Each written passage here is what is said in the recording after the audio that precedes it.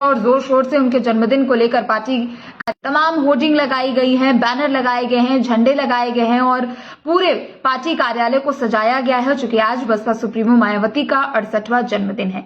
चूंकि देखिए आज उनका जन्मदिन है और ऐसे में आज ही से लोकसभा चुनाव को लेकर बसपा अपनी तैयारियों को एक नई धार देगी। चूंकि बसपा की ओर से यूपी के सभी 75 जिलों में तमाम जनसभाएं की जाने वाली है। एक नया ऐप भी आज लॉन्च हो रहा है। दरअसल वो जो ऐप है उसका नाम है बहन जी ऐप। नमो ऐप की तर्ज पर इस ऐप को बनाया गया है और इस ऐप में बसपा से जुड़ी तमाम जानकारियां होने वाली है।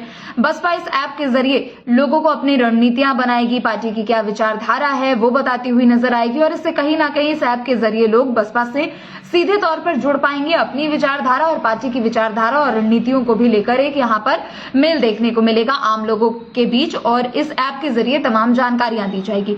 बहरहाल आज चूंकि उनका जन्मदिन है तो उन्होंने पार्टी कार्यालय में सुबह 11 बजे प्रेस कॉन्फ्रेंस की शुरुआत करते ही उन्होंने सबसे पहले सभी को अपार शुभकामनाओं के लिए धन्यवाद किया। सभी बर्थडे विशेस के लिए उन्होंने धन्यवाद किया। मुख्यमंत्री योगी आदित्यनाथ ने भी ट्वीट कर उन्हें बधाई दी थी। अखिलेश यादव ने ट्वीट कर बधाई दी थी। सीएम योगी ने फोन करके भी उनसे बातचीत की थी और जन्मदिन की बधाई दी थी। लेकिन जब उन्होंने प्रेस कॉन्फ्रेंस किया तो प्रेस कॉन्फ्रेंस ने उनका सबकी ओर अपनी ओर ध्यान खींचा। दरअसल उस प्रेस कॉन्फ्रेंस में मायावती ने कहा कि वो किसी भी गठबंधन का हिस्सा नहीं है।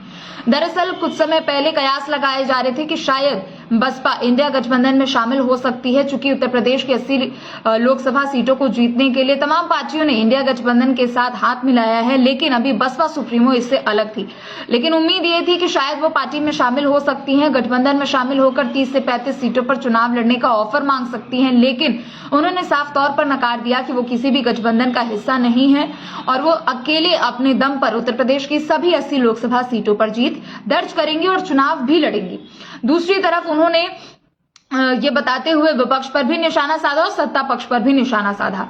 दरअसल बसपा सुप्रीमो ने अपनी 4 बार सरकार रहने का उन्होंने हवाला देते हुए कहा कि प्रदेश में हमारी 4 बार सरकार रही है। 20 सालों तक हमने प्रदेश में राज किया है और हमने जनता के लिए कई योजनाएं चलाई है और गरीबों के लिए कई योजनाएं चलाई है, दलितों के लिए कई योजनाएं चलाई है। लेकिन इस दौरान उन्होंने बीजेपी की ओर से जो मुफ्त राशन की योजना चलाई जा रही है उस पर उन्होंने निशाना साधते हुए कहा कि मुफ्त में अनाज देकर यहाँ मोहताज बनाया जा रहा है लोगों को और गुलाम बनाया जा रहा है। दूसरी तरफ बसपा सुप्रीमो ने अखिलेश यादव पर भी निशाना साधा और कहा कि इंडिया गठबंधन में शामिल होने से पहले जैसे जो समाजवादी पार्टी के रंग थे वो तुरंत बदल गए। गिरगिट अखिलेश यादव को उन्होंने बताया और कहा कि समाजवादी पार्टी, भाजपा, कांग्रेस सभी पार्टियों पर उन्होंने निशाना साधते हुए कहा कि सभी जातिवाद की राजनीति करते हैं। तो देखिए आज बसपा सुप्रीमो मायावती की तरफ से ये ऐलान कर दिया गया है और ये साफ कर दिया गया है कि वो किसी भी गठबंधन का हिस्सा नहीं है।